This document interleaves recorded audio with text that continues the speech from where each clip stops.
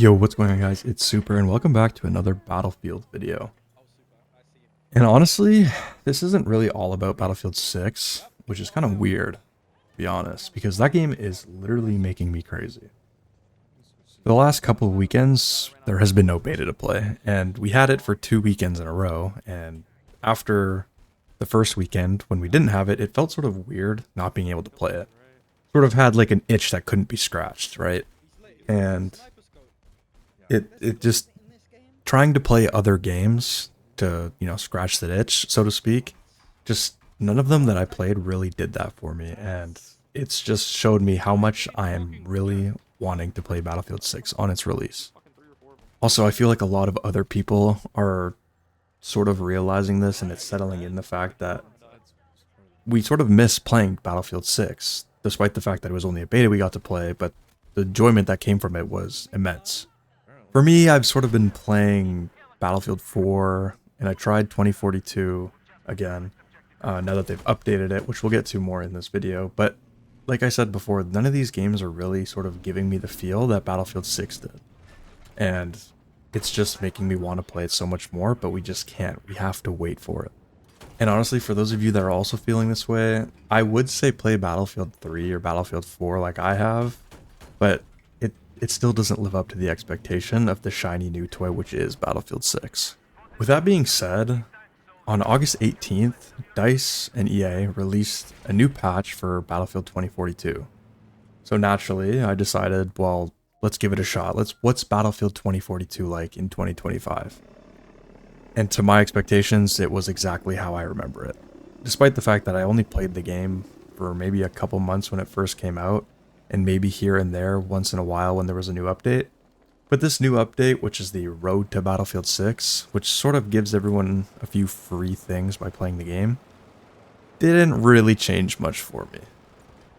I am going to go over a few things in the patch notes, not everything, in case you are interested in playing or haven't got the chance to play yet.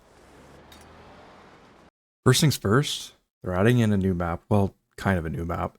It's returning from previous Battlefields, which is Iwo Jima. This map is really good. Obviously, it's found success in other Battlefield games.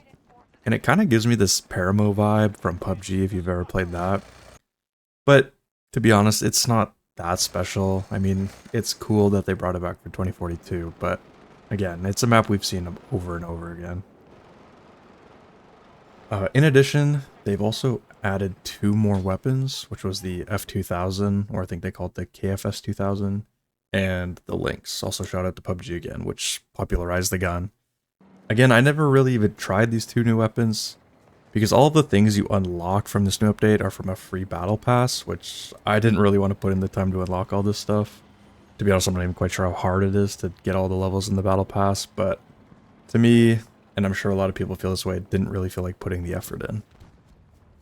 With that being said, they also added 2 more jets, which is the classic A10 Warthog and the Su-25TM Frogfoot. I'm not sure how they play in the game. I'm waiting to play Battlefield 6 to fly an A10. Hopefully it's going to be on Firestorm. I really hope it is. It should be. And then the Frogfoot, which is just another Russian jet. Again, all this is unlocked from playing the game and unlocking levels in the free battle pass, which has 60 levels and also has a bunch of other like free skins and little things in it. So if you are interested, reinstall or buy or whatever 2042 and you can play the game. You will probably have fun playing it if you've never played it before, but I don't think your expectations should be too high.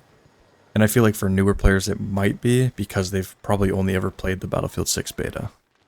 For those who have never played Battlefield 2042, it feels sort of like a sandbox or a big playground with a bunch of vehicles and a bunch of BS, to be honest, with rockets flying everywhere, a gazillion vehicles for some reason, and just no cover anywhere. It's just huge maps, everyone just completely dueling it out. And it doesn't really feel like Battlefield. That's what a lot of Battlefield fans would tell you. It feels sort of like a arcadey, lots of COD influence into it, which to some people would probably enjoy, especially those who are coming new from other franchises, which could be good to sort of wean you into Battlefield a little bit more. But if your expectations are high, like I said, from Battlefield 6 to playing that game, I wouldn't be too keen on it. And knowing all these things, it's kind of hard to like enjoy another Battlefield. Like Battlefield 6 has kind of some pull on my heart a little bit of like how fun it was and like how it's hard to go back to older Battlefields.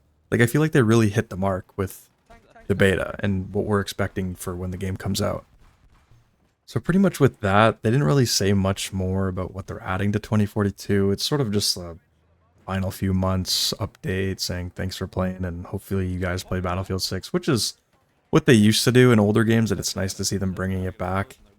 But I think a lot of people are just going to end up playing other games or older Battlefields rather than 2042, which is okay. And knowing that Battlefield 6 is only 6 weeks away is honestly kind of daunting because that feels like a long time, even though it's going to come pretty fast. I just can't wait to play Battlefield 6, like just the vehicles, the guns, the new maps, the old maps that they're returning. It's going to be so much fun, and I can't wait to play it. And I hope you guys are as excited as I am to play it. And with that being said, thanks for watching.